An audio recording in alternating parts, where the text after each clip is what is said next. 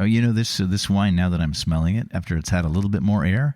You getting the grassiness? No, I'm getting this salinity. I'm getting this saltiness. Oh, definitely. And I'm all of a sudden thinking we should DoorDash some oysters on the half shell and get them sent over here before we finish recording. DoorDashing oysters, I do not trust. No. It's like the gas station sushi. Exactly. Coming up on the Tall Mike Wine Podcast. Nothing bonds two men like pest control. And then she starts moving her hips like she's doing a samba. And then I know it's going to be a pretty good night.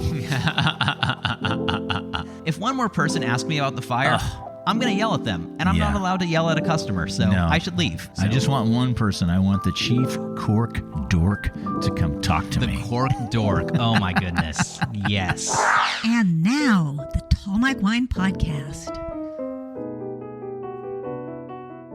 The cell phones have been silenced. The wine poured. Someone told me recently that most podcast hosts are not sipping wine while they record, and now I just feel sorry for them. All I can say is we are doing it right. And just like that, the podcast begins. The Tall Mike Wine Podcast. The wine podcast that's not all about wine, but it is for sure fueled by wine. The Wine Podcast like no other. And I'm your host, Tall Mike Wine, a.k.a. Mike Stone. And if you're keeping track, we're heard in 48 of these United States and the District of Columbia, not to mention in 85 countries, spread out over 6 continents. Hello, Frankfurt. Hello, Paris. Hello, Guadalajara. Hello, Eygelshoven. That's in the Netherlands. Now, tell me where you are. Reach out and send me a text. You can do that by clicking the Send Me a Text link on your podcast app. I'd love to hear what you have to say about the podcast, or if you have a burning question about wine, or anything really. I'll answer it on a future episode. Let's get this episode started. I'm back in the Vintner's Room at Nicholson Ranch, the winery in Sonoma where I ply my craft all day long, talking to strangers about wine. Now it's after hours, and my guest and I are alone. He is the assistant winemaker at this very winery. He's the next generation, as he is the son of winemaker Deepak Gulrajani, who's been on this show numerous times. He grew up on the property. He's also a Dungeons & Dragons enthusiast and never met a dad joke he didn't like. Welcome to the podcast, Zander Nicholson, a.k.a. Zanman. Hey, you're here. It's real. Hey, happy to be here. That was quite the introduction. Well, and very true. I try and make all the introductions ultra incredible. We are recording this episode on the Monday following the big weekend party here at the winery, Pigs and Pinot, where we eat the pigs and drink the Pinot. And we work the party. Zander and I work the party, attended by about 180 wine club members and guests. Did you have fun? I had a great time. You know, when you're hosting, it's always a little bit different because you're not drinking as much. No, we're at work, and it was pointed out to me at the end of the night, I was still sucking the water down, and I hadn't had one drop to drink. And one of the wine club members asked me about that, and I said, I really compartmentalize things. If I'm here and I'm working, I don't drink. It's okay if I do, you have people, guests will say, why don't you sit down and have a little wine with us? And I say, I would love to do that, but I'm at work, and I either turn the drinking switch on, or I turn it off. And when I'm here all day working, I just leave it off, and it doesn't bother me at all. I'm not like, oh, God, I wish I could sit down and have a glass of wine. And I think it actually makes me anticipate the wine I'm going to have when I'm done and I get home, even all the more. And the anticipation, is definitely part of the experience, so that matters. Totally. I feel what you were saying about the switch is very real. Especially at later on in the night, if I had poured myself even a small glass and sipped on that with some club members having a nice, pleasant chat, you would not have seen me back in the tasting room. I would have been out. Right. I would have been part of the party at that point. It's fun for us, but it's also work. It's a great time for the many, many wine club members that come, and they all are expressing love for us all night. Did you get a lot of that? I got a lot of that. People like, Mike, we love you. We love you so much. We love coming here. We love Deepak. We love everybody. You put on such a great party. It's such a great vibe here. And all those things are true. And it's nice to hear. Yeah. Even though these people might be drunk. Yeah. It doesn't make it less true. But No. it might make it a little more emphatic. That's right. All right, so let's crunch some numbers. You were raised here on the property. That's right. Where now sits the winery.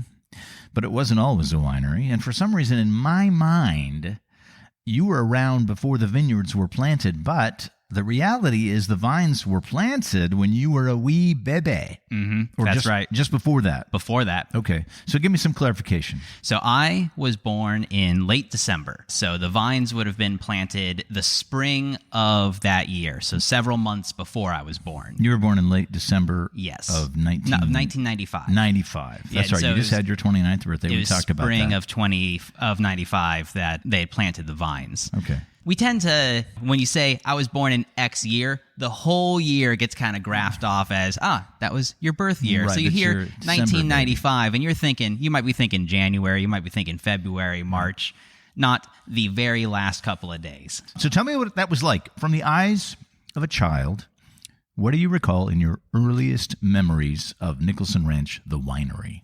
You know, honestly, one of the truly, truly earliest memories, and I'm not just saying this one for the podcast, was when we were digging out the cave, because I didn't have really memories of the cave at that time. Mm-hmm. I had memories of the big piles of dirt that they had left over. Right. And I have this one memory of climbing to the top of a pile with my brother, my friend at the time, and my dog Bogsy, and just all four of us rolling down the whole pile of dirt. Man, that's paradise. Yeah, it was. And for a young boy, when you're like 6 years old, and then mom took the hose and just like sprayed us all down. And in hindsight, I'm now thinking, she's now got 3 baby boys and a dog that intentionally got as dirty as they could possibly be.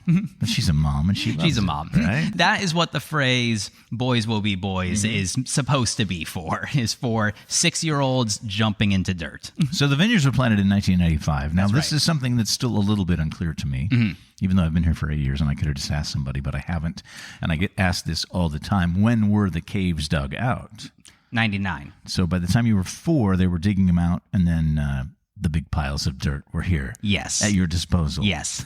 So, yes, you're right. I think I had said like 6 or whatever, but I think, 4 or 5 was probably when I was running around. How much younger is your younger brother, Taylor? He's 2 years younger than me. So he came along a couple years later. Yeah. There's a fun little overlap where, his birthday's in November, so he has his birthday, and then he's 1 year younger than me. So we have one little fun overlap. You guys are pretty close in age then. Yeah. Okay. So a year and, under 2 years. Under 2 years. We can't talk about your job title without mentioning and giving a solemn nod to your predecessor, who was not only a guest on the podcast in its first year, but as a truly amazing person who passed away very suddenly, very tragically, and way too young. That would be Jean-Claude Pijanowski. And you got to work with him pretty closely for a few years, right? Yeah, not just, that's very accurate. I worked very closely with him, but he quite literally taught me everything I know about winemaking. My father was a big part of it as well, but I was working directly under Jean-Claude, JC, as we called him. I was working directly under him. He was directing me in all the tasks, taught me the how and why we do everything. And so everything I've learned from JC and from Dad, but JC is definitely a big part of the reason of why I'm here and why I'm able to do all this. That's awesome. Well, we miss him. There was a period of time where JC, one of the many intricacies, one of the many funny things about him, he was very panicked about getting stuck in the elevator. For those of you listening at home, elevators are set up so that if anything goes wrong, you're going to be safe. Don't worry. Don't mess with the doors. Don't do anything. But JC carried with him every time he got into the elevator a big yellow crowbar. His plan was to crowbar the doors open if he were to ever get stuck in the elevator. So the crowbar was very much a symbol of JC was here, because if you walked down into the cave and you saw the crowbar leaning up against a barrel, you knew JC came down. So I went around for a little bit after I came back as the assistant winemaker. I took the crowbar and I would just kind of move it around a little bit, hang it up in the elevator. I would put it down into the cave. And after a couple weeks of this, Saul, our cellar master, comes up to me and he's like, "Zander, something is very wrong." You were freaking him out a little bit. I was freaking him out, which was kind of the goal. Okay. I was moving it around, making it seem like JC was still here a little bit. So I was like, I think his ghost is here. Oh, my. But to this day, I see a blue Prius come down the highway right there. Mm-hmm. And part of me is like, oh, JC's coming in. JC's on his way here, yeah. Yeah. Gosh, we miss him so much. You can find my chat with JC if you want to hear his voice and his interesting takes on various things, because he had a lot of them, by scrolling all the way back to July of 2021. It's a good chat. Now, tell me about the job of assistant winemaker. There's a lot of lab work and a lot of physical labor, right? A lot of lab work, a lot of physical labor. Okay. Those two things sometimes happen at the same time, sometimes not as much.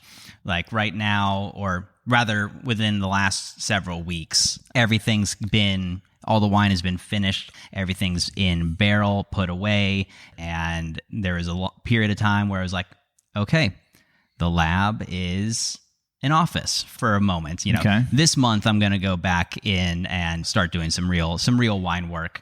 But we've been largely doing a lot of preparation for the summer is what we've been on. So that's the physical labor we've been doing, moving the barrels around, getting things cleaned up, trying to get things prepped for before harvest actually starts. Right, before we start harvesting the grapes and making the wine again. And before that happens, there is some bottling happening, right? Yes, that's the other part of the prep.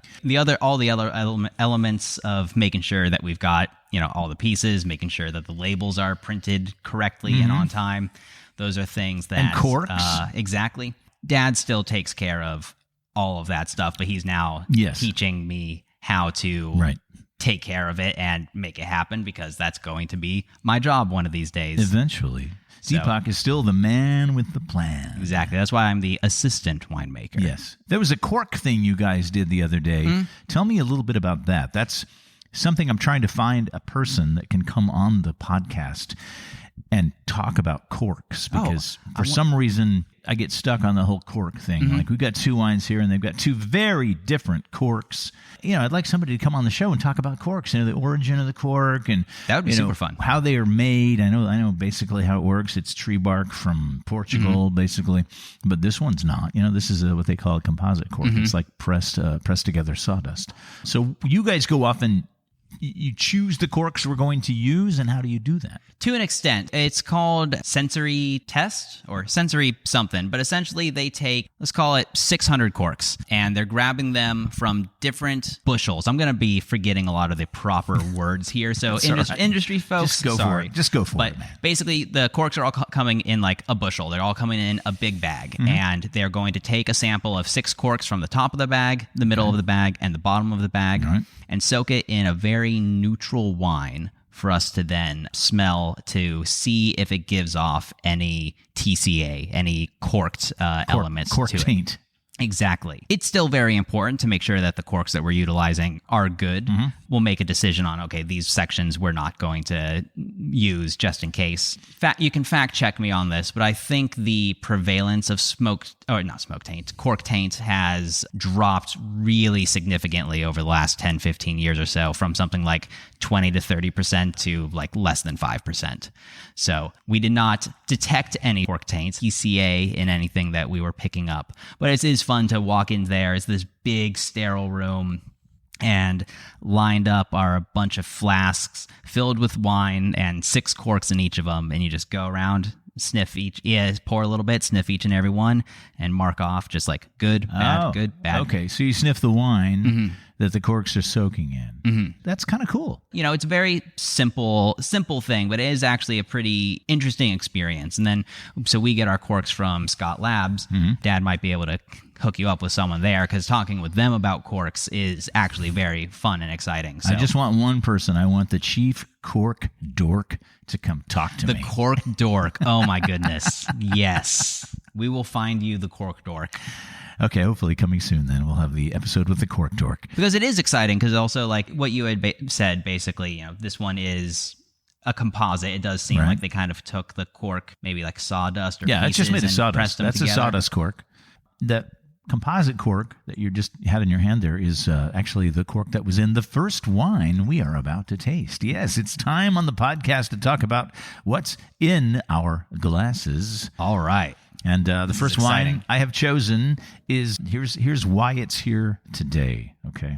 Every year toward the end of the winter and into the spring, I begin to go out and find various bottles of inexpensive white wine because I'm trying to find my ultimate white wine for the summer, something I can buy a lot of that's not too expensive because I don't drink a lot of white wine, but I do drink white wine, say, when I'm in the kitchen cooking a beautiful meal, when the burners are all going and the oven's on and it's hot and I want something very cold, and I just swig it down while I'm cooking. So I'm looking for wine that, is good, but I'm going to be drinking it fairly indiscriminately. I'm not going to be sitting around swirling it and sniffing it and making tasting notes. So I'm trying to line up some of those bottles for the summertime. So this morning, my day off, I was doing my usual errands. I had to go to Costco. And when I go to Costco, I always make a stroll through the wine aisles to make sure I'm not missing out. I don't buy a lot of wine at Costco, even though it's a great place to buy wine. And I came across this wine for $15, a wine from Italy. It is a Vermentino, and the name of the winery is Pala, P-A-L-A, very simple, Pala, and the name of the wine is Soprasole. Vermentino comes from the island of Sardinia, where it's widely cultivated and has deep historical roots, and the name Soprasole means above the sun, which is a tribute to the stunning landscape of Sardinia, brilliant light illuminating white cliffs, and emerald vineyards. So this is a $15 bottle that I bought at Costco this morning and chilled it up. What do you think? Do you like it? I do. It definitely has that very nice, enjoyable, drinkable quality that you were just describing of, wanting a nice summer wine. Something refreshing. It's got a little peachiness to it. The first thing I smell when I put it up to my nose is like honey. And then you get into the fruit, and you're right. Peach is the first thing that I smell. But it's also very juicy smelling. It just smells like all sorts of different juices of all sorts of different fruits. A little bit of melon in there. I definitely get the melon. I get the juiciness. The honey, I get as like a hint on like the very beginning of the nose.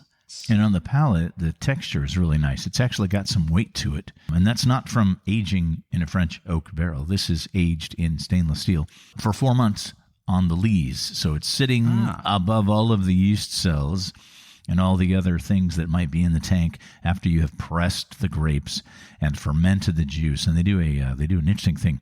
They use native yeast, but at a controlled temperature of 15 degrees Celsius, which is 59 degrees. They do the fermentation at 59 degrees, which means it probably takes longer than like our fermentations here, which we do it's almost like they're lagering it. Almost like making a lager, a beer, yes. And then after that, they leave it in the tank on the lees for 4 months. That texture that it's got, it almost has like a creamy or at least like a medium body texture. It's not thin.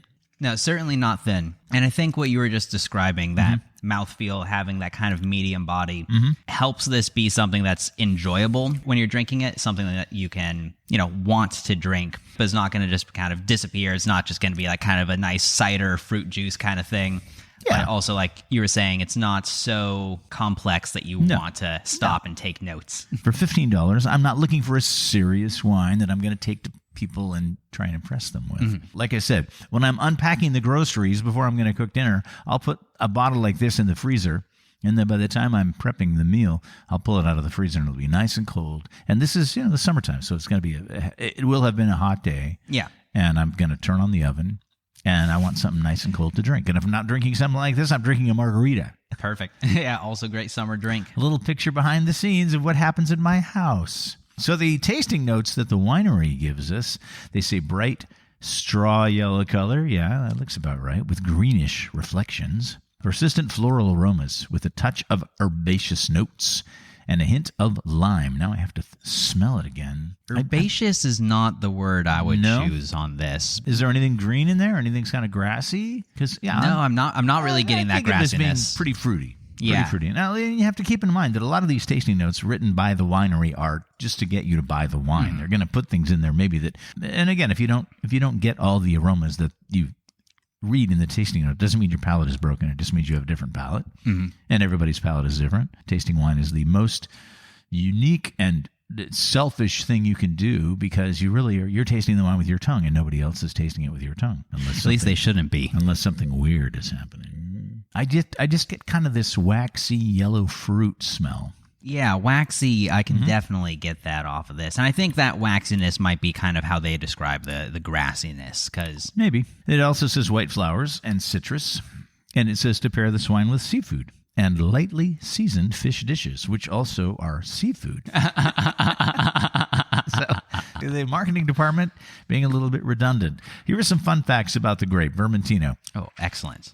Often described as salty, citrusy, and herbal. It's got different names in different parts of Italy. Vermentino is known as Favorita if you're in Piedmont, and Piccato if you're in Liguria. If you're in the south of France, it's called Rolle, R-O-L-L-E, and they actually put it into some of the rosés they make in that little region in the south of France. Vermentino is the key white wine grape in Sardinia. Okay, we already talked about that. And they basically say it originated in that area of Italy. Corsica also produces Vermentino, and they call it Vermentinu with a U on the end. Ooh. Instead of an O. So I guess the Corsicans have a different way of doing things. And there we go. This is the Pala Soprasole, and it is a Vermentino. The vintage is 2023. It's young, it's fresh, it's fruity. And you were saying this was a Costco find. $15 at Costco. Okay, now I'm going to take your picture since you have your glass in hand. And this is what we do on the podcast. We take pictures, and the stereotypical picture is the guest with the microphone in one hand and the glass of wine in the other hand. And there's Zander, and he's wearing a great shirt today. If you're enjoying the podcast and you also have a few extra bucks in your pocket, you can, and I think you should, support the show financially. $3, $5, $10. Your monthly contribution will keep the podcast commercial free. Click the support the show link in the show notes or go to tallmikewine.com to show me the money. Let's go back to the early years on the ranch. You talk about your grandfather quite a bit. Yeah. When we chat, you mention him in conversation. A man named Socrates Nicholson, a.k.a. Papu. Papu, yes. Is that Greek for grandpa? That's right. Okay. Did he have a Rolls Royce? Yes, he had 3 of them. Or actually, rather, throughout his life, he owned several Rolls Royces that he bought and sold at different points. As the story goes, Papu was very frugal throughout almost all of his life, minus 3 or 4 big purchases. The ranch, his cars, the Rolls Royces, which he was forever then a lifelong member of the Rolls Royce Owners Club, which if you didn't know that existed, it does, and it's awesome. Yeah, sadly at this stage, Mom has moved on to selling the Rolls Royces as it's just too much to keep them and keep them up and everything. So make sure they have a nice, happy life. I got to drive one of them to my senior prom, and that was one of the coolest experiences. It felt awesome. That might be like a thing that's never been done before and will never be done again at your high school. Oh, at my high school, I'm sure. So he had 3, but not at the same time? No, he had 3 when I was alive. I don't know exactly how many he had. We may have lost the photo album that had them all in the fire. Oh, yeah. It's hard to tell what got. I'd have to go back and double check because he would have a car for a number of years and then sell it and buy another one. So by the time we were born, he had kind of stopped doing that, and so he had 3 Rolls Royces and 1 Cadillac limousine. He had if I can remember all the years, 1984 Corniche 2. Which was what I drove to prom and was just this beautiful, beautiful convertible. It was the nicest one, or in the best condition of them all. Okay. And I remember asking my mom if I could drive it to prom my junior year, and she was like, yeah, ask me in a year. And then I kind of pestered her about it for a year, and then, she let me practice with it a couple of times, and then had me DD her in it a couple of times, and then I got to drive it. That's awesome. There was the 1964 Wraith, and that one was very cool. It's a right-hand drive. Oh, man. It's also a right-hand stick. So if you're in the driver's seat, you're on the right-hand side of the car. Yes. And the stick shift is between your leg and the door. It's very tight. Wow. suicide doors, so they just opened up from the inside, white wall tires, and beautiful like candle sconces in the back. It was one of the most gorgeous things that has existed. That's impressive. And then there was, I don't remember the year, but it was called the Silver Cloud, and I remember it looked like the car that James Bond. I'm not going to remember the movie, but it was the big ice movie, and it was the car that he drove in that movie is what it looked like. So who was your date to that prom? Oh my gosh. That was a funny bit. So the date to the prom was a friend of mine who, it was just like her boyfriend had gotten expelled, so he wasn't allowed to come to prom. So she was like, oh, I need a date. And I was like, I'll take you. Okay. But then she really wanted to go in the party bus. Oh, and so not in a Rolls Royce? When I got added to the group chat, I scrolled up a little bit, and what she had said was, Zander wants to take his grandpa's old car. Oh, she didn't understand. So, exactly. I wasn't going to convince her. So she went with someone else. I got another date that was another friend of mine that also had some boyfriend issues, whatever. Wow. She also wanted to take the party bus. I didn't care. My prom photos are me in the car, my date outside of the car. My date was the car, but I got to drive. I got to drive with two of my best friends to prom. And that's awesome. We felt like badasses, had an amazing time. It was great. So your grandpa, Papu, why was he here in Sonoma? When did Nicholopoulos become Nicholson? Do you know all of that? A little bit. So, because I wrote a family history when I was in middle school at some point. Right. So a lot of my knowledge comes from there, and I'm realizing some of this may or may not have been tall tales. It's legends. Exactly. So Leonidas Nicholopoulos was my maternal great-grandfather. Okay. Born in Greece. He came over to New York when he was 14 years old. And 14. Yeah. As the story goes, he showed up to New York, said, I need a job, and his uncles who picked him up were like, you literally just got here, so we'll help you find a job, a little later. Sure. And we got to go to work. And then he follows them to work and is like, I need a job at the factory. And he gets hired. Sure. Whatever. At 14. So, exactly. Classic New York immigrant story. Right. At least that's what was told to me. Eventually makes his way out to San Francisco. Oh, wow. He went west. Young man. And that's where Papu was born. Some of the details of that part of his life, I'll have to interrogate my mother for a little bit more. But do we know if the name was changed before? The name was changed when Leonidas Nicholopoulos came to New York. Mm-hmm. His name was changed to Louis Nicholson. Oh, okay. So yeah, that was the part that I skipped over. Okay. Oh, this wine, now that I'm smelling it, after it's had a little bit more air. You getting the grassiness? No, I'm getting this salinity. I'm getting this saltiness. Oh, definitely. And I'm all of a sudden thinking we should DoorDash some oysters on the half shell and get them sent over here before we finish recording. DoorDashing oysters, I do not trust. No. It's like the gas station sushi.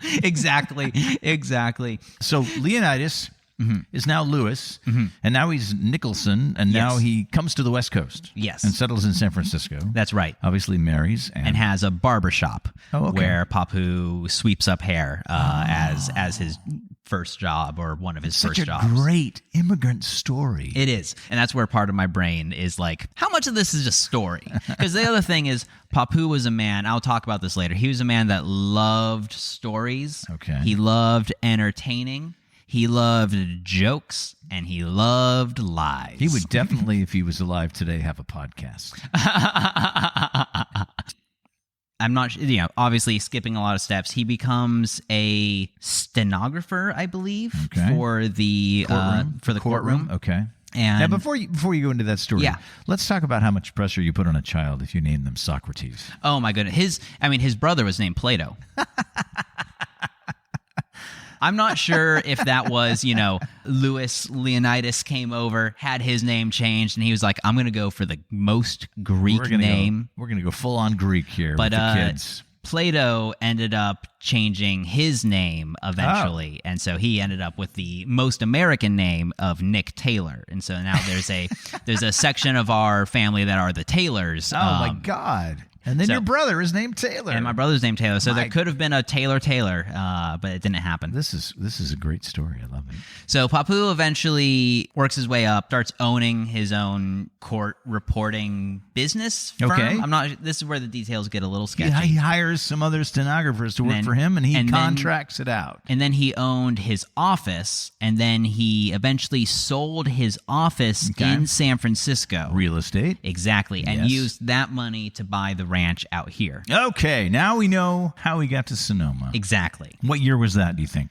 1960, if I am not mistaken. I'm sure coming up here in 1960 with a pocket full of cash, you could have bought a pretty good sized piece of property. 160 acres, something like that? It was less than 200 acres. You know, there's some elements like this road that you see here that goes out Napa Road. This is not a visual medium, Zander. Yeah, it's not a visual medium. He's pointing out the window. That's within my mom's lifetime, I believe. Okay. So that was some acres that were eminent domained by the government to us from us. So I'm not so sad about that because I like this road. It's a very useful road. It connects a lot of our neighbors and friends. But it is also for me kind of interesting to think about how the ranch has kind of sat here through history. You know what I sometimes think about? What? Winery kids. How old were you when you first tasted wine? Well, there's first tasted and there's first drank. Okay. And those are two different things. Let's talk about drank. First drank, I was in college. I did not have wine until I did not have a drink of wine with the intention of drinking it until I was in college. Okay, so then let's talk about tasting it then. Yeah. At what point were you at home? See, that's the thing is I don't know. You tasted the wine. I don't have a memory of, because growing up, I've literally grew up with the smell of Pinot Noir in the air around. Is the smell of Pinot and hay and manure. Well, and at that point, your mom and your dad were running this winery, right? And we don't talk about this story much here because we don't really want to burden the tourists with the whole story, which is, your parents started the winery and then got divorced. Yeah. And now your mom, Deepak, the winemaker and owner of the winery's ex-wife, lives across the driveway, and that's it's too complicated. It's too complicated. People are here to have a good time. We don't want to burden them with this story, but it's true. So your parents were running a winery, and you were a young person. And there's an element too of privilege and gratitude where when I was really, really young, I definitely didn't fully understand just how amazing the ranch is because I was a baby. Nobody does. Nobody does. But quickly, growing up, I don't remember exactly when the shift was, but I know middle school through high school, I was very aware of how special the ranch was. Okay, but you also went to middle school and high school with probably other winery kids. Yes, yes. I was not the kid who grew up with a winery. I was the kid who grew up with a small winery. Right. This is a small winery, and there are kids that literally went to school with them in Navis. Okay, that's awesome. But at some point, you left Sonoma for college in Portland. Went to Portland, Oregon. Lewis and Clark College. Go Pioneers. Roll Pios, that's right. They say roll Pios? That's what they say. That's we were a D3 school. That is interesting. Portland, what I know of it, and I spent quite a bit of time in Portland in the 1990s. Seems to be a pretty good fit for you. Why did you decide to go there? My mother had purchased me a book that was I forget what the number was, but it was X Many Colleges That Change Lives. Good job, Ramona. Lewis and Clark College was definitely on that list. Okay. I knew that I wanted to stay on the West Coast. West Coast. I'm sure many of your audience listeners could make a very good argument for why I should have explored a little further throughout America. But I love the West Coast. I've been raised out here in Sonoma, and I knew that this is kind of where I wanted to stay. I didn't want to be too far from home. So I love the West Coast. I knew this is kind of where I wanted to stay. Right. I didn't want to be too far from home. Okay. So I took a road trip with my mom up north. We had visited a dozen colleges or more. And so you took the typical college trip. With my mom. And it was also a great exploration of the Pacific Northwest. Sure. It was my first time going up there. What were the other great schools that you visited that you might have gone to? One that I really liked was UW. Which was very different from Lewis and Clark. It was huge. It was huge. So I'm from Seattle, and the University of Washington is gigantic. And the funny thing is, I grew up in a little town. It's the opposite of little Lewis town and Clark. across the Puget Sound from Seattle. And most of my friends that I grew up with in Bremerton, Washington, went to, if they stayed in the state and went to school, they went to all the other state schools and not the University of Washington. Oh, really? I guess that makes sense because kind of like what we were discussing with growing up amongst the wine and not drinking the wine. I can imagine you grow up in the shadow of UW. You're like, I don't want to go there. Well, I don't know if it's that as so much as that I think the University of Washington positions itself a little differently than most of the state schools in that we are a school that the international students will come here and do great things. Oh.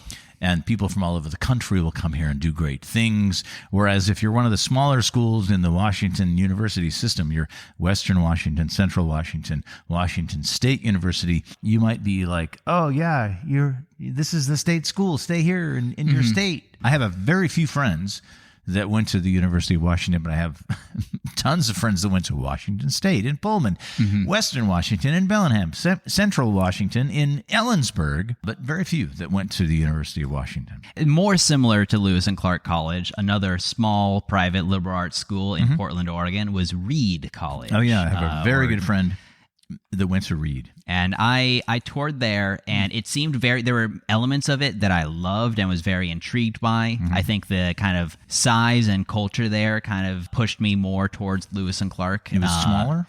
It was a little smaller and a little more intense is the vibe I got as a high schooler walking around. Intense academically or intense just like intense. Just intense. The personalities? Just intense everything.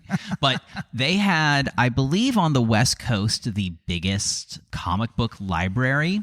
And so there was I'm a huge superhero nerd, huge comic nerd, and that was kind of at the like peak of my like comic reading. And so I found the comic book library and I was like, I don't need to tour the rest of the college. I'm just going to sit here for the next little bit and just read the entirety of this Green Lantern saga.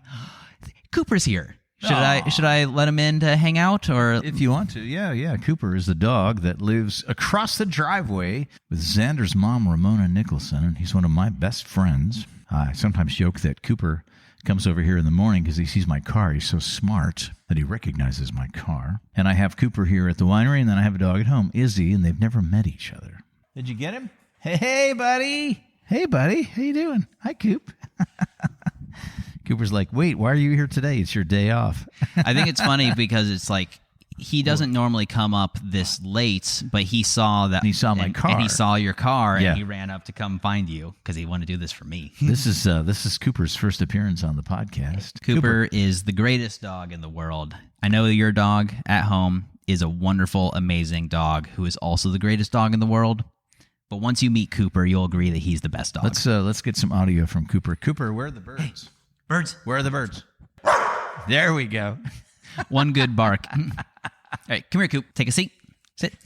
Good boy. We riled him up a little bit. He wants to run now. That's all right. He's happy. I always say that, if reincarnation is real, I would love to be reincarnated as a winery dog. You got to apply to be a winery dog. If you're out there in purgatory and there's the whole reincarnation thing happens and you have an application to fill out, you might want to go other places and do other things. But winery dog is maybe the ideal. Okay, we're going to talk about your college again. Yes, and then we're going to talk about this wine that we're sipping because this wine, the second wine, is an amazing wine. I was looking forward to tasting it, but now I'm like, oh my god, this is so good. But let's get back to your college real quick. Tell me about your studies. Did you have a particular life plan when you started college? I definitely did not. Okay. Which was part of why I went to a liberal arts school, right? Which I definitely think for me specifically was a big benefit because it kind of helped me do the liberal arts thing of actually explore a little bit of everything, find what was meaningful to me. The downside of that is what was meaningful to me would be better taught at a not liberal arts school, but we'll get to that in a moment. So I came in as a chemistry major. Okay. And part of that was, it was really just like, we went through high school. We had 4 years of science classes. They taught us 4 different sciences, and chemistry was the one that I had the most fun doing and liked the most, and I will continue on that. I had an idea of getting into pharmacology. Okay. I was very interested in the way drugs were. I was interested in the way that drugs were made. Turns out I was more interested in the way that drugs were made specifically for, what they were trying to treat. I was actually much more interested in the testing, and I ended up falling in love with psychology and I was majoring in psychology and minoring in chemistry and neuroscience because I really liked kind of learning the way that the pharmacology would actually interact with, the physical elements of our brain, but then how that actually was then expressed in our own behavior and anything. All right. It's really the chemistry that I utilize mostly here in the winemaking. Sure, it came back around. I like to tell everyone it's just basic organic chemistry of a lot of what we do, and then a lot of our guests will be like, "Oh, just basic organic." but if you were to watch me do it and you have taken organic chemistry, you'd be like, "Oh yeah, I see what you're doing." So let's talk about Portland though, real quick, because like I said, Portland seems like a good fit for somebody like you. But you came back. And you worked the harvest of 2018 with JC. You then worked both in the winery and in the tasting room. But eventually you left. And as I remember, that was mainly because you tired of the tasting room side of things. You were working alongside me and the other tasting room people a few days a week, and then you were working in the lab with JC. And then at some point you told me you tired of the tasting room because of the whole customer service aspect. That was a big thing for me. So a big part of that at that time would be like at this time of the year, because JC and I were both doing a lot of the wine duties. There wasn't actually like a lot of work for me to do. Right. And I was, I asked to be in the tasting room to have more hours, be able to work more. Sure. And Dad ended up putting me in the tasting room more and more and more because I am very good at it. Yes. I'm very good at being able to tell a story. I'm very good at being able to entertain. I'm very good at being able to talk. That's a big part of why I'm the dungeon master of my D&D squad. You are a chatty person. You're somewhat gregarious and outgoing. Yeah. And you like to, you like jokes, and you're smart and clever.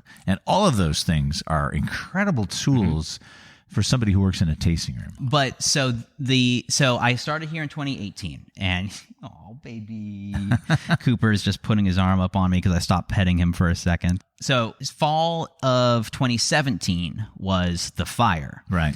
And that was a big time for everyone, but for me, very specifically, the family home burned to the ground. Exactly. It was about maybe 10 o'clock at night. I was sitting in my house in Portland. I got a text from my mom. It was a group message to my brother and my dad. And that's how I knew it was like serious before I even like saw what the message was. The fact that my mom was like sending a group message and my dad was included, I was like, this is serious. Yeah. Mom said, "The ranch is on fire. We're evacuating now." And I immediately called her, and she told me what was happening from just down there, bottom of the driveway, not across the street. And what we're talking about is the big fire. I don't know. They named that fire something. So there were a couple different names. For our section, it was the Partrick fire because it started on Partrick Road. Right. That was a part of the greater Nun complex. Okay. And that one is better known for, I apologize to all the folks, but over the years, the fires tend to blur together. It was all part of the I big believe fires. It was the Coffee Park fire in Santa Rosa. That eventually obliterated because Coffee Park, because 2017 was like the first year of heavy fires that California was hit by, and Coffee Park was a densely populated, it was a suburb. It was a populated area. Housing development. And it was truly housing. Where we are right here, we're in the foothills of the Mayacamas Mountains. There are very few houses around. It's a little different. I was in my last semester. I was graduating a semester early. The fire happened. I always say that we were lucky that we were some of the first people that were burned, because the fire swept over us, and we were able pretty early on to be able to come back and see what was lost. And that was something that I didn't really realize at first just how good that was. But I had a lot of friends in college that were from this area that a week, 2 weeks after my house burned down, they would be panicking and freaking out for their own family and their own homes because the fires lasted that long. Yes, they did. But also at that point, the evacuations and the road shutdowns and everything, like there would be 2 weeks of someone not knowing whether or not their house was there. I had 12 hours of that, you know? Okay. So there's emotionally very different. I like the way you have pulled the silver lining. Yeah. Well, so this is I'm gonna build now to then the bad part of that silver lining. Okay. But immediately after my house burns down, I'm kind of, and this is kind of just the way that I am and the way that my family is, I'm then kind of on damage control for all of my friends, kind of emotionally just trying to support them because I know that my family is safe. I know my home is fucked, and that most importantly, the bunkhouse also was not burned. So I don't know if my emotional thing would be different if every building on the ranch was burned. So I spent a lot of time, supporting my friends, which is part of how I deal with things. But then I felt after graduating that I really wanted to be closer to home. So that's why I came back here and started working at the winery. Mm-hmm. So after harvest of 2018, I start working in the tasting room. So this is 1 year post-fire now. Right. And it's on everyone's minds. Everyone that comes in. Everyone that comes in. Every single person that comes in. And no, this is something you didn't tell me. Well, it's kind of hard to talk about a little bit. No, but I understand it. We didn't know each other that well at the time. I just remember you came to me and said, "I'm tiring of the whole tasting room vibe." Well, there's other elements. I'd rather work in the lab full time, and there's no full time work for me in the lab, so I'm going to move on. And that's accurate. There's other elements to service and hospitality that I think are difficult for me in just like the way my personality is. Right. But specifically reliving and relitigating the fire, and most specifically when you're doing customer service, you can't make the customers feel bad. I didn't feel like I could talk about it in a fully honest way because I had to if I did talk about how I actually felt, I could feel myself losing my audience. I could feel the people not enjoying being a part of this conversation. Yeah, you have to put a sunny face on almost anything. And so then it's not like here, I'm trying to draw you out and like this is a great conversation and people are going to be listening and they're going to be very into it, but we're not, they're not on a wine tasting day where it's all, hey, this is a happy occasion. Exactly. And so I get, you're sitting here, the fire has been in the news and you're seeing the burns. Right. I totally understand. I'm not blaming any individual for wanting to ask about that.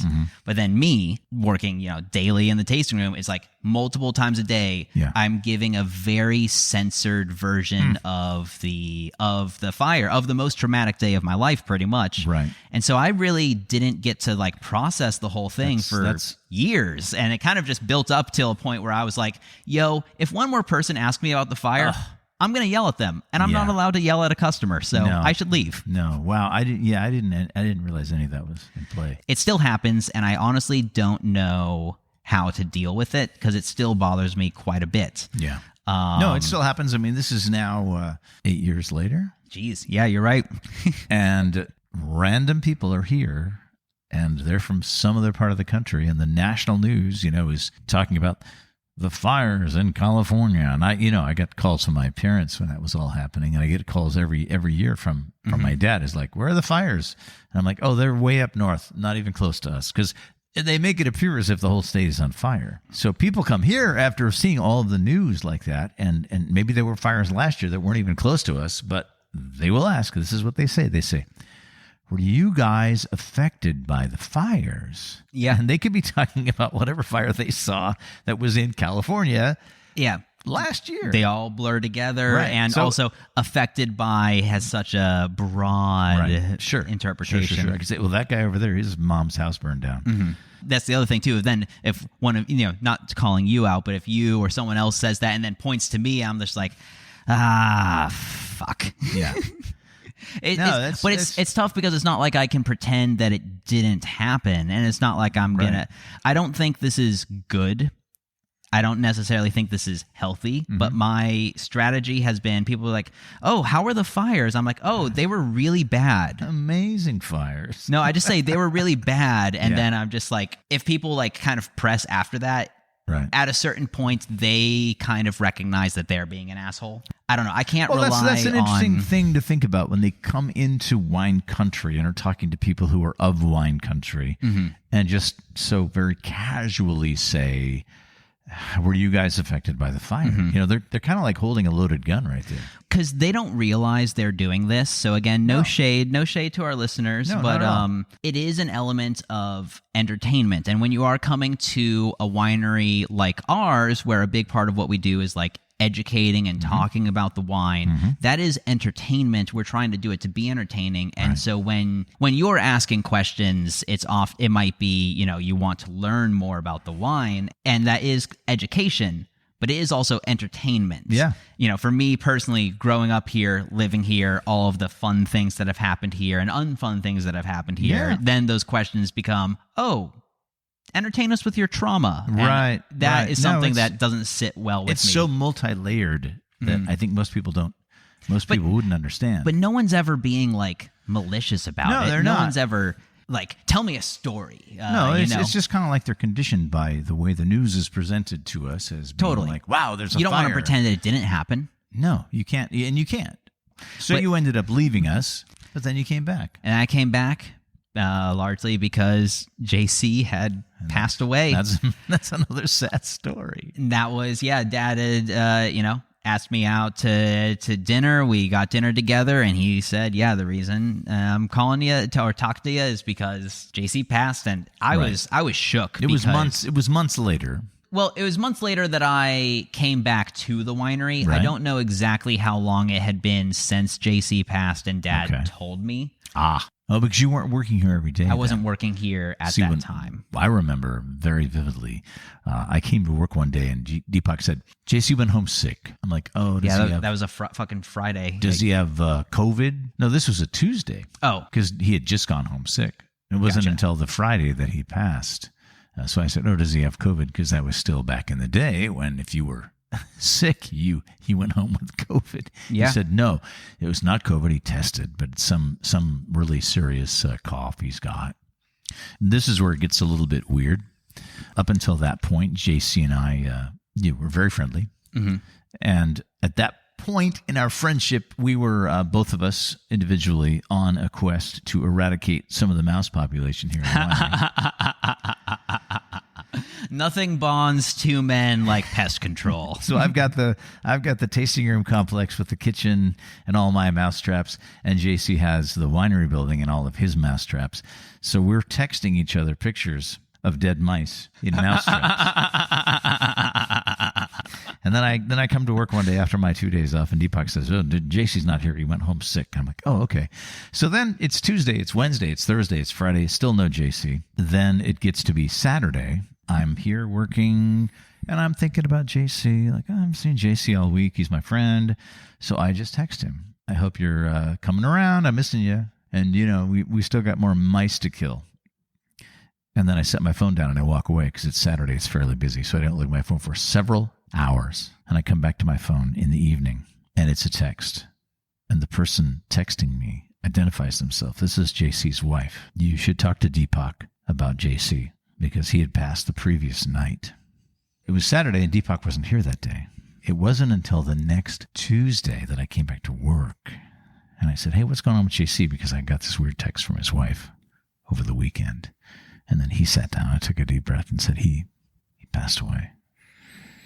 So that was some heavy time.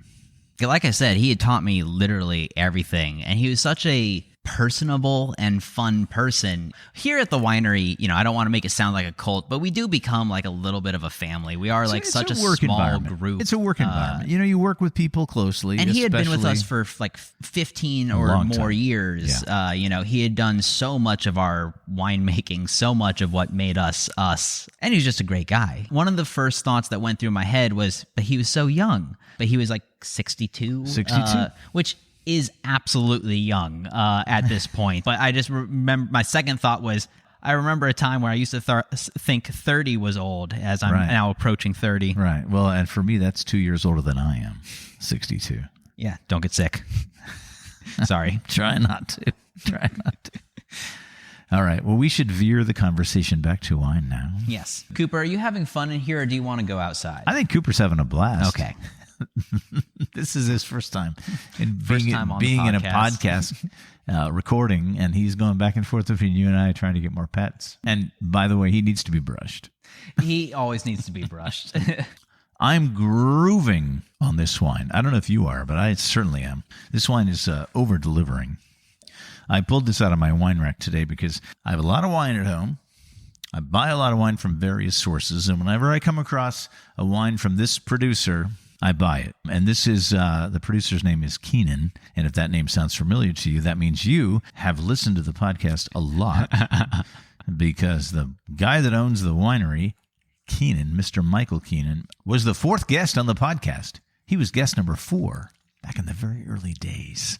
And I have his Cabernet Franc, which is the 40th anniversary edition of his wine. So this is from 2016. It's a Cabernet Franc. And the first thing I get when I smell it is flowers, all the dark-colored flowers. This is like a bouquet. The first smell that I got off of it was that kind of cola smell, or like sarsaparilla is like what they use for like root beer, right? Yeah, I think that kind of like sarsaparilla aroma. I got a lot of.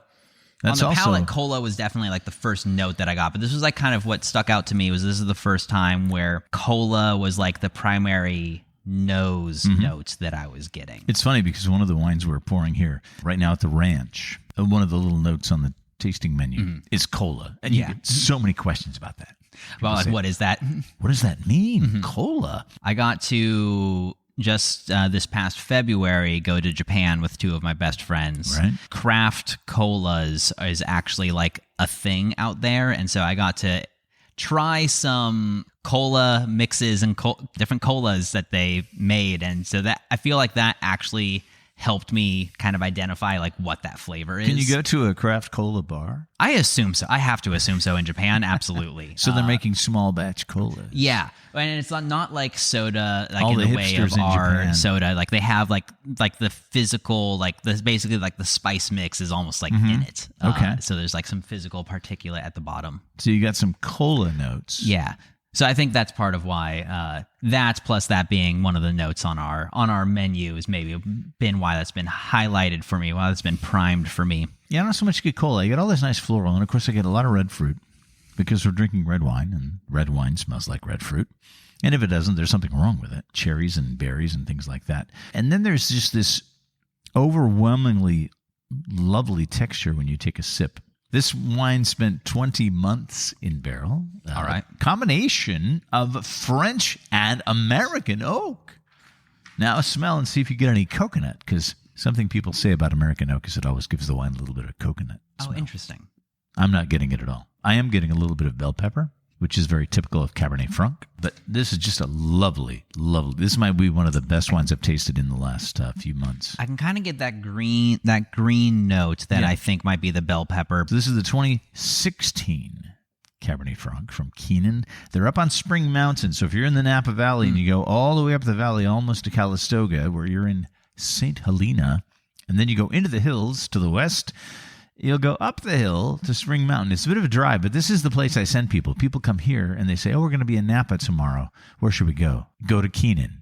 If you can go anywhere, you should go to Keenan, because I love these wines because they grow them at elevation. The vineyard is at about 2,000 feet of elevation. That's very nice. Yes. The notes that the winery gives you. Now, this is the difference between what we tasted before, which is a big, kind of corporatized wine situation where they give you these notes and they tell you what they want you to think you're tasting to sell the bottle. Here it just says freakishly good. Oh, that must be incredibly accurate, because your initial response when you took your first sip was like, "Oh, you had a bit of," and I even had a bit of surprise at how good this was. So that's actually a very accurate tasting note. Sometimes it happens. You anticipate a wine, and I anticipated this is going to be really good, but literally, you're right, freakishly good. When you are experiencing a wine for the first time, whether you're out at a taste, or maybe it's two different questions of out at a tasting or just having someone pour you a wine, what's your opinion on having someone give you the notes first versus making your own opinion first? I like to not know anything, really. Mm-hmm. I'll tell you a story about some wine reps that were working for a distributor, and they were hawking some very special wine one day in the restaurant where I was the buyer of the wine. And they brought this bottle in, and it's the Napa Valley wine, and it's fairly expensive. And I was like, ooh, I get to taste this particular wine. And they brought it in, and they poured a little bit for me. Now I was working, so I was, running lunch service at the time. They said, oh, come taste the wine. I'm like, great, I'll come over and taste it. I got a few minutes. And I swirled the wine in the glass, and I was excited about tasting it because this was some high-end stuff. Mm-hmm. And as I was about to hold the wine up to my nose, I'm bringing the glass closer to my face. The rep said, nose full of chocolate. And I'm just like, why did you do that? It's almost like if you're golfing and somebody says, hey, do you inhale or exhale when you're doing your backswing? And then all of a sudden you're thinking, what?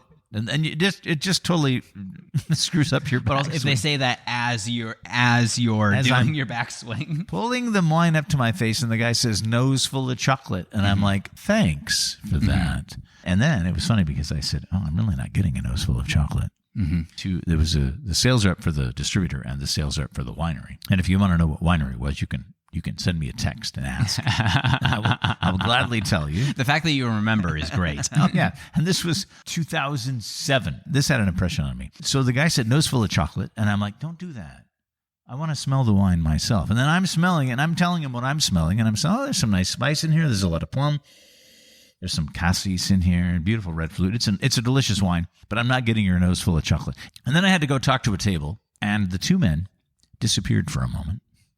And then they came back, and I saw them opening another bottle of that same wine because I hadn't smelled the nose full of chocolate. They thought, oh, that must be a flawed bottle. Oh, my goodness. So they opened yeah, this is marketing. Yes. So they opened a fresh bottle because they wanted to make sure I got the nose full of chocolate. And they opened the fresh bottle. I'm like, it tastes, it's the same wine. Guys, I'm sorry, I'm not getting the nose full of chocolate you want me to get. Mm-hmm. When you put a rich, big, heavily extracted red wine in lots of new French oak for a long time, there's a chance you're going to have a smell that is a lot like chocolate. Mm-hmm. And that's a fact. I wasn't getting it in this wine. And again, going back to wine tasting is a very selfish act. It's just you and your palate. Nobody else has that same palate. Yeah, it's not a comment on them or anything that they were telling you. It's your own experience. And I was gushing about the wine. That was the weird part. I was gushing about the wine. You were saying good things. I'm like, no, this is delicious. I'm glad to taste it. But I'm not getting as much chocolate as you guys seem to think there is in this wine. And they were like, oh, it must be a flawed bottle. I felt sorry for them at that moment. This wine, there's no chocolate in here. Yeah. But also, you said floral, and, floral was like your main nose note on this one. But, it could also be that I'm not because as we've talked about before, I am more knowledgeable on, the science element of the wine. And you're just developing your palate. This is all still pretty new to you. Floral is definitely not the note that I primarily got on the nose of this one. I'm just going to let Cooper out. Cooper wants to go outside. I think he's ready. All right. Bye, Cooper. Cooper has left the building. So let me tell you what some other people say about this wine. Yes. The Wine Advocate, they say soft and juicy. Soft and juicy. There's all sorts of other descriptors. The first one is roses, okay, cedar, forest floor, raspberries, cherries, earth, mulberries, plus nuances of pencil shavings and cinnamon. I'm not getting the pencil shavings. But they do say soft and juicy, and I would say, this is soft. Mm-hmm. This is juicy. They give it 91 points. 92 points from Antonio Galoni, who runs a site called Venus. And Antonio doesn't go with, something like soft and juicy, which to me is like a happy thing. He says, incredibly refined. What do you think about that? I think that's an interesting way describing it, because drinking it, it's so good. Because when you're talking about wine and when you're trying to describe the wine, there's a couple different goals that you have for it. Some of it is trying to just describe your own experience. You smell the wine, you're trying to tell someone else what you're smelling. when you taste it, we try to tell them what you taste. Right. And what the difficulty of this is, you're trying to describe accurately what you're experiencing in a way that the other person can interpret accurately. Exactly. If you say something smells like chocolate, but the person you're speaking to has only ever had Hershey's Kisses, their version of chocolate is just completely different. We talk about this all the time. When I'm pouring wine for people and they look at the tasting notes and they worry that they're not getting what we say the wine is like. And I say, well, you have to understand that what you're doing is an exercise in sense memory. People say, how do you do that? How do you say, like it's cherry and raspberry and strawberry and cranberry? I say, well, this is just a thing that you do with all of the things you've ever tasted and ever smelled your whole life, and you're trying to equate it with what you have in the glass in front of you while you're smelling it and tasting it. You're pulling a sense memory, and sense memory is something actors use to emote certain emotions. If they're method actors, they're using part of their psyche. Like, I have to be really sad, I have to cry. I'm going to go back in my sense memory and find a time in my life when I was so sad I cried. When I'm on stage doing this thing, and pretty soon they're crying. So it's the same thing with wine tasting. You're like, I know that smell from somewhere. I'm going to go back into my sense memory and figure out what it was that I smelled. And when you go back in your own sense memory, well, that's yours. It's only yours. That can be different based on where you grew up, what family you grew up, where they grocery shopped, if they were mayonnaise people versus Miracle Whip people. All those things. There's so many variables involved in what's in your sense memory. But if I add a complication, not to say that there are any correct answers, but there are specific chemical compounds within the wine that are giving off those flavors. Right. And when you're tasting these notes of cherry or plum, part of that is because the wine itself contains either the same or similar compounds as those cherries and plums to give it those flavor. When you toast the inside of the barrel, breaking down with the heat, breaking down parts of the wood creates vanillin, which is the compound that gives you the vanilla flavor and aroma. Right. So there are certain elements that are kind of specific to, either the varietal you're growing, the clone, the barrels. And I had this interesting discussion with some of my friends just a couple of days ago, so I haven't done extra research into this. Okay. But they were non-wine people, and they're from Hong Kong. And so we were talking about wine. And it was with some of my friends that were from Hong Kong and some of my friends that were from here and in the industry. Okay. And we were discussing wine tasting and wine notes and fruitiness. And she was saying how a lot of her fruit notes are Southeast Asian fruits, which are fairly specific. I'm not super knowledgeable on, all of those kind of flavor dynamics. And so I was just kind of curious, like, is the reason that we aren't using Southeast Asian fruits as our descriptors in wine notes, is that more of a cultural reason because we are in America, in the West, trying to make our notes for a Western audience, or how much of that is cultural versus chemical? There actually is a discrepancy between the kind of fruits that are represented in the varietals themselves. The way I don't know about it, but I'm curious. The way I think of it is that most of the people writing the tasting notes grew up in America. Yes. So they haven't had that exposure. I say this to some of the guests at the winery sometimes when we talk about palates and specificity of palates. A lot of it is where you grew up and regionality and things like that. And a great example is my wife, Sabrina. If you page through the Wine Spectator magazine and you get to a section where they're tasting California Chardonnays, a lot of the verbiage starts to look the same after a while, and two words come up over and over and over again, and those two words are tropical fruit. Now, I grew up in Seattle, Washington, so the only tropical fruit I was really exposed to were bananas. And once in a while, Mom would open a can of pineapple. So I know what pineapple smells like. So yeah. And if you grow Chardonnay grapes in a warmer area, not here, but a warmer area, because our Chardonnays here are like you get more of that kind of banana. You get more pineapple. Oh, okay. So if you're growing Chardonnay in a slightly warmer area, you get a little more pineapple. And that's what I get because I grew up in Seattle, Washington, and that's my take on tropical fruit. And that's what you're interpreting as a tropical fruit. I have one of these Chardonnays at home, and I'm swirling it and sniffing it, and I say, man, it's got a lot of pineapple in it. And then I pass the glass over to Sabrina, my wife, who grew up in Rio de Janeiro, Brazil. She'll swirl the glass and say, yeah, pineapple and guava and papaya. Yeah. And then she starts moving her hips like she's doing a samba. And then I know it's going to be a pretty good night. That's my take on regionality and where we all come from with our ability to taste wine. And one of the funnest things you can do is taste wine with people who don't know the script. Yeah. Right? The moral of the story, for those of you at home, if you ever have a question about a note, it's not embarrassing to ask. Never. So I was just at a product seminar for one of our companies that we get different sort of yeast nutrient from. I'm not going to bore you with the details on the seminar, but they were discussing different yeasts and different yeast variants and stuff. And one of the notes that they had brought up was boxwood. And I was kind of sitting here feeling like, the least experienced in the room. Maybe that's true. Maybe that's not.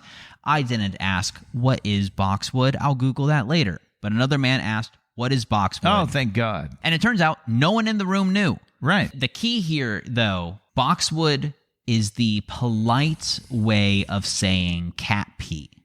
Oh. So the smell that would have been more familiar to all of us in these kind of like Sauvignon Blancs that you said, these kind of like French Sauvignon Blancs that you get, this kind of cat pee smell. Litter box. Exactly. Litter box is another polite way, polite but more accurate way of saying it. So we were saying boxwood, and we were all just like, I don't know what boxwood smells like. Someone says... That is hilarious. I've never heard of that. I wonder why I've never seen that. You've never seen boxwood?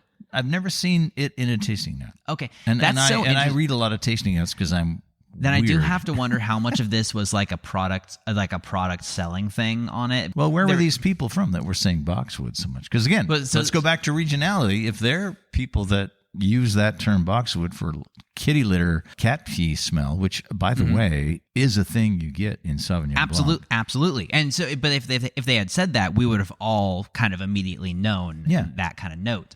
I don't know exactly where he was from, but maybe, if he was from an area where boxwood is more prevalent, that would make sense more. But also here, I grew up in an area, where people joke about the derriere, the smell of the manure in the airs. And another thing in more French wines, you get that kind of what we call the polite way of saying it is barnyard. Barnyard or funk. Funk or manure is kind of the accurate smell. And me growing up here on the ranch, there's literally a dairy just down the street that I drove past on my way to school throughout all of middle school. So I love the smell of the dairy air. I like that kind of sweet manure aroma. I think what we've kind of started, what it feels like we as in the industry has kind of started describing that as for American wines is forest floor. Oh. Because there's a lot of, and it's not that the forest floor is the same as the manure. I would think a forest floor is something different. They're kind of different chemical compounds. But they do, the people in Wisconsin have a whole marketing campaign where they have bumper stickers that say, come smell our dairy air. Oh, I believe it. Yeah. So whenever we get visitors here from Wisconsin, I'm like, I've always wanted to visit Wisconsin. Come out and smell your dairy air. So that quote-unquote boxwood smell, the cat pee smell, is something that is a little bit of a turnoff for me because culturally that's not what I kind of grew up with wine. Somebody that doesn't drink wine might think of these things we're talking about. Cat urine, cow manure. Well, that's weird that they enjoy that smell. But when it's mixed in with all of the other sensory things you're dealing with the wine, and I will specifically tell you that one of my favorite French wines is from the northern Rhone region, a little tiny region called Côte Rôtie. And if you get a really good Côte Rôtie, you're getting some good barnyard. All right. I will have to keep an eye out for that. Yeah, but it's only in the good stuff. Okay. Hey, guess what? December 4th is Cab Franc Day. Wait, December 4th? December 4th is Cab Franc Day. We missed it by a few months. We missed it by a few months, but I'm circling back to the wine that we're sipping, which is a Cabernet Franc from Keenan, the 2016 Cabernet Franc Spring Mountain. Here are some fun facts about Cabernet Franc. Cabernet Franc Day is December 4th. Cabernet Franc is believed to have been established in the Libournais region of southwest France sometime in the 17th century. Cabernet Franc has something in common with Elon Musk. Cabernet Franc is parent to Cabernet Sauvignon. The crossing occurred sometime during the middle 1600s. Cabernet Franc and Sauvignon Blanc created Cabernet Sauvignon. And Cabernet Franc is also the parent grape of Merlot and also the parent grape of Carmenere. So Cabernet Franc has a lot of kids. It was so fun. Because my first thought was, how is this connected to Elon Musk? And then, but as you went on, I was like, wow, Cab Franc has a lot of offspring, a lot of things shooting off from this. And you got Just me. Like you Elon got Musk. me. So that wraps up the Cabernet Franc portion. Yeah, this podcast is fun. Part of me is like, this is just an excuse for you to drink some of your wines, isn't it? Well, part of it is yes. Part of it is I want to put on a show. Mm-hmm. You are, I think, the first guest I've had on who is a Dungeons and Dragons nerd. At least openly. Tell me how you were introduced to that. What's the appeal? I got introduced to it. I just saw a lot of memes online. I'm not sure what the demographic of your listeners are, but I saw a lot of memes online, basically internet jokes about Dungeons and Dragons. And at what age were you seeing this? I have a very specific memory of standing in the tasting room and seeing a meme about salamanders, about fire salamanders, saving it and using it later in my campaign. This is still kind of a recent thing with you? It was 2018 or 19 was when I ran my very first D&D game. So you're not like a lifetime. No, not at all. Yeah, I don't know if I like hid from it or if I just wasn't exposed to it or what. I feel like if I was exposed to this in college, that would have been my college personality. It kind of surprises me that it took you so long to get there because... there's a lot of things. I feel like D&D is one of those things where it's like it's in the cultural milieu, it's in the atmosphere. Like everyone to a certain extent is somewhat aware of Dungeons and Dragons. Somewhat aware. You might not know what it is or what it does or how to do it,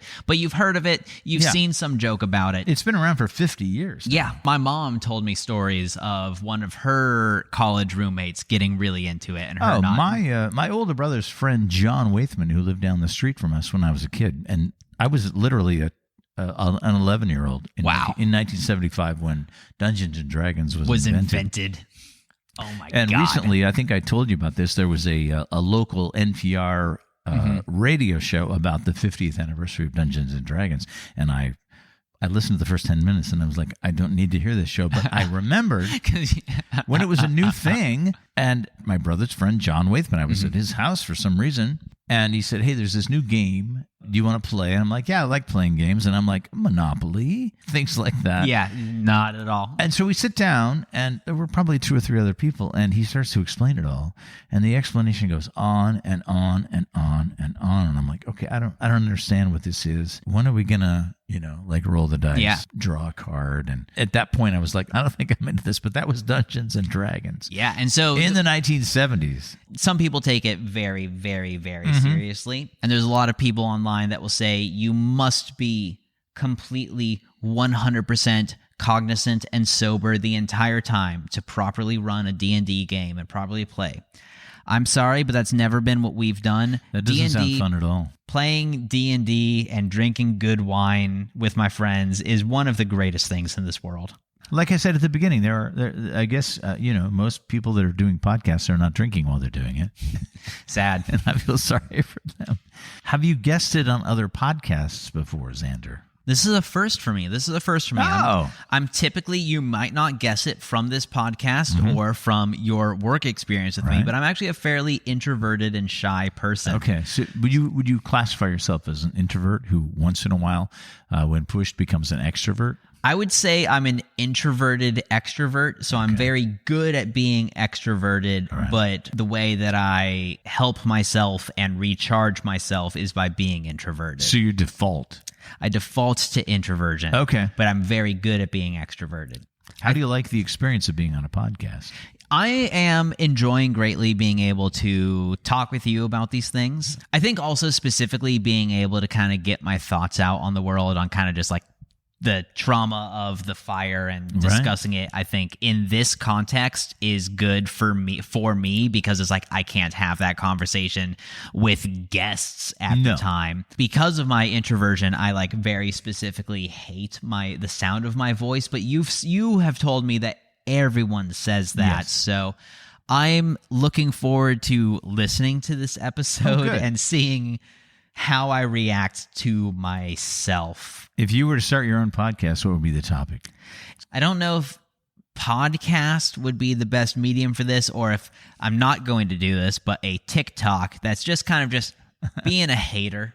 Just giving my negative comments on on the things, being like, I feel like that would take off. Okay. No, I feel like if I were to do like an actual podcast, though, I would actually do it on topics relating to neuroscience and more specifically how our perceptions of things are consolidated within our mind, and then how we react to that. Because I think that's something that we've touched on a little bit in our talking here about tasting wine and everything, but that's something that's applicable to every element of your life. All right, we're going to wrap up now. I'm going to do the credits.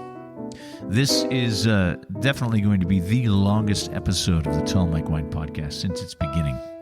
And you know what? I'm enjoying every moment of it. So thank you for hanging out. Well, thank you. I appreciate, I've appreciated a lot of this. I'm glad we got to talk about so much. And then we're going to go get dinner somewhere.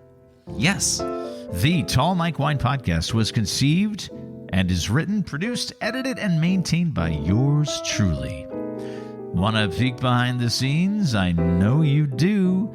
Follow me on Instagram at Tall Mike Wine. Got a question, suggestion, or would really love your very own stack of official Tall Mike Wine podcast coasters? No problem. Send me an email to tallmikewine@gmail.com, or like I said at the top of the show, hit the send me a text button in the show notes. I'd also love it and be super grateful for financial support to the podcast to offset financial costs. And it's cheap. Make a $3, $5, or $10 contribution each month. Think of it as buying me a coffee. Click the support the show link in the show notes or find more info at tallmikewine.com. That wraps up another episode. Many thanks to Zander Nicholson for the hang, and thank you for listening all the way to the end. Another wine-soaked episode is coming soon, but for now, from the Vintner's Room at Nicholson Ranch Winery in Sonoma, I'm Tall Mike Wine, a.k.a. Mike Stone. Keep swirling, keep sniffing, keep sipping. Cheers.